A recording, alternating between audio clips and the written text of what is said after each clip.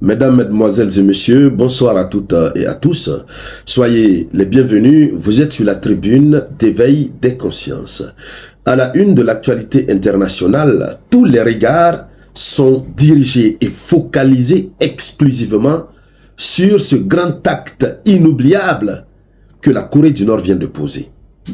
Vous vous souvenez, tôt le matin, nous avons animé une vidéoconférence au cours de laquelle nous avons donné beaucoup plus d'informations sur ce tir de missile balistique intercontinental qui a été perpétré aujourd'hui jeudi 31 octobre 2024 par la Corée du Nord. En réalité, c'est l'une des premières fois que la Corée du Nord procède à un tel tir d'une telle hauteur.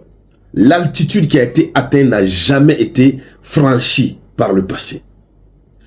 Le nombre de kilomètres qui a été effectué par ce missile intercontinental n'a jamais été fait par le passé.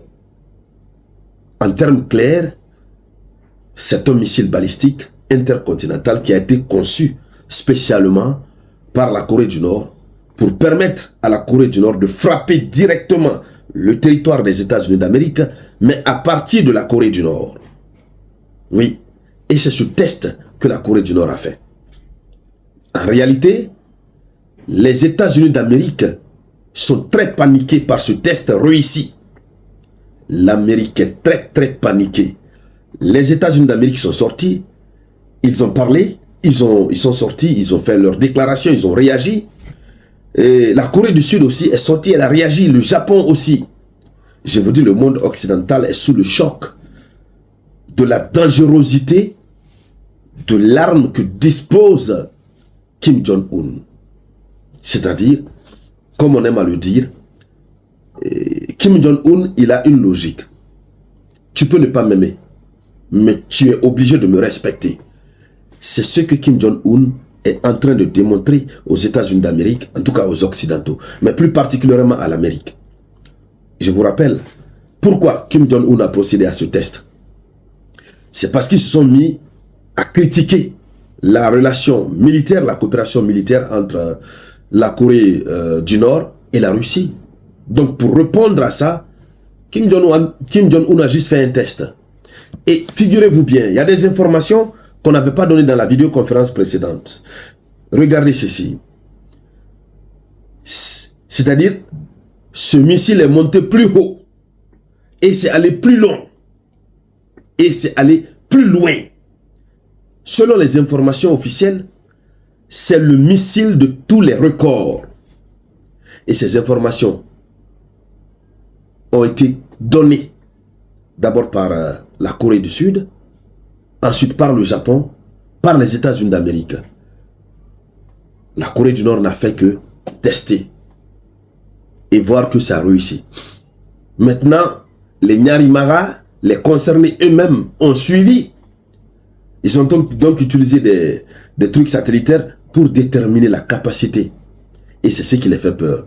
Avant de continuer, je vous demande humblement de partager la vidéoconférence. Partagez-la dans tous les groupes possibles. Et pour tous ceux qui ne sont pas encore abonnés, cliquez sur suivre pour vous abonner. Il faut vous abonner. N'oubliez pas, mettez beaucoup de commentaires. C'est ce qui permet de sécuriser la vidéoconférence. Alors, regardez. C'est un missile balistique intercontinental. Selon le signe anglais, amélioré. C'est un missile balistique intercontinental amélioré. C'est-à-dire, c'est différent des autres qu'on connaît d'habitude. Et donc, qu'est-ce que nous apprenons? Nous apprenons que ce missile qui est monté très haut, voilà, ce test d'armes stratégiques qui intervient juste à quelques jours avant les élections présidentielles américaines, c'est pour augmenter la tension, augmenter la pression sur les Américains pour que l'Amérique puisse laisser tranquille la Corée du Nord. Nous apprenons que le missile a volé pendant 86 minutes. 86 minutes. Nous apprenons que c'est le missile dont la durée de vol est la plus longue jusqu'à présent. Et 86 minutes, donc près de 2 heures. Ça a volé longtemps. Alors, ça, les 86 minutes, c'est le ministère, c'est le ministre japonais de la Défense, le général Nakatani, hein, qui a donné cette information. C'est-à-dire la Corée du Nord lance, mais c'est le Japon qui confirme le temps que ça fait en train de voler. Et ce monsieur, il dit quoi? Il dit que ce monsieur, le ministre de la Défense japonaise, il dit ceci. Je pense qu'il s'agit d'un autre type de missile, différent des engins conventionnels. Donc, ils sont en train de déclassifier le missile utilisé par la Corée du Nord. Pour eux, ce n'est pas un missile conventionnel. C'est non conventionnel. Donc, c'est un missile extrêmement, alors, dangereux. Mais qu'est-ce que les États-Unis d'Amérique disent? L'Amérique a tout de suite réagi. Oui. L'Amérique a tout de suite réagi. Laissez-moi voir. La Maison-Blanche n'a pas tardé à dénoncer ce tir. La Maison-Blanche qui est très inquiète, qui s'inquiète des risques de déstabilisation dans la région. Oui, la Maison-Blanche se dit être inquiète qu'il y a des risques de déstabilisation dans la région. Or, ce missile a été conçu pour frapper la Maison-Blanche. Ils connaissent mal Kim Jong-un. Donc, voici ce que la Maison-Blanche dit. Il dit ceci. Ce lancement constitue une violation flagrante des multiples résolutions du Conseil de sécurité des Nations Unies. L'Amérique dit que ce lancement constitue une violation flagrante des multiples résolutions du Conseil de sécurité des Nations Unies.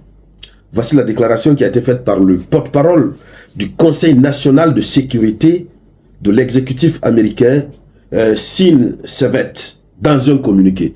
Donc l'Amérique a fait carrément un communiqué. Oui.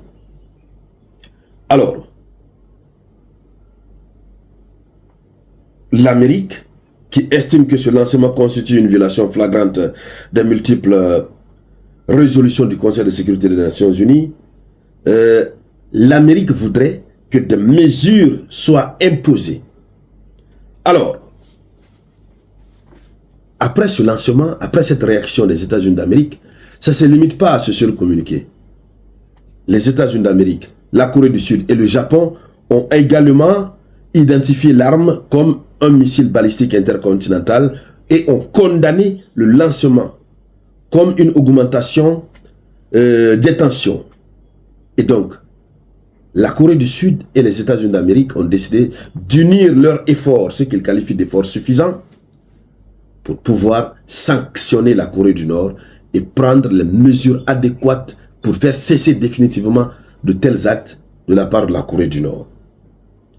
Donc, voici évidemment ce qu'il faut dire à ce sujet. Voici ce qui est en train d'être dit. Voilà. Le porte-parole du Conseil de sécurité nationale américain, Sean Sevet, il dit que ces actes sont en train de faire accroître les tensions et ça risque de déstabiliser la région. Donc l'Amérique est en train de travailler avec la Corée du Sud pour faire cesser la Corée du Nord. Mais qu'est-ce que Kim Jong-un dit? Kim Jong-un ne dit rien d'autre. Lui, il les regarde. Le plus important, il est prêt. C'est le plus important. Ils n'ont qu'à dire ce qu'ils veulent, ils n'ont qu'à faire ce qu'ils veulent. Et donc, chères dames, chers messieurs, voici la une de l'actualité. Merci donc à toutes et à tous. Merci de partager la vidéoconférence au maximum. Merci pour vos différentes contributions. Je vous reviens tout à l'heure avec de nouvelles actualités. C'était la voix de votre unique samouraï.